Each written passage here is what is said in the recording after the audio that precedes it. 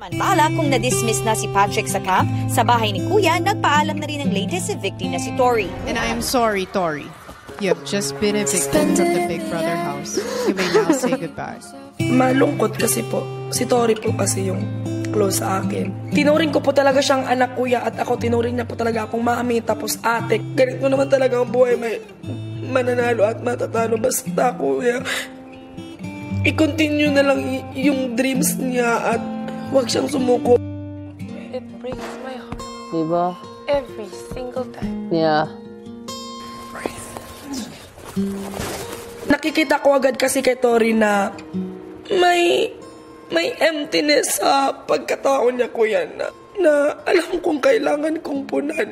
Alam ko din yung pinagdaanan niya, so naiintindihan ko talaga siya. Bata pa siya pero palaban din kasi siya eh. Lagi niya sinasabi, kuya, na dito sa Pilipinas wala talaga siyang friend kahit isa, kuya. Kaya sobrang thankful niya na nakapasok siya dito kasi nakahanap siya ng tunay na kaibigan. For better or for worse, andyan kami lagi sa kanya.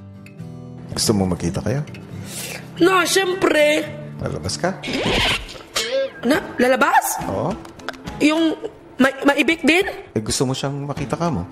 Na, gusto ko makita pero ayaw ko maibig na tukara. 1 week pa ako susunod agad. Nililinaw ko lang. Di bali na lang hindi ko siya makita, kuya. Happy na lang ako sa kanya, ipag-pray ko na lang siya. O, edi, tumahan ka na. O, di ba?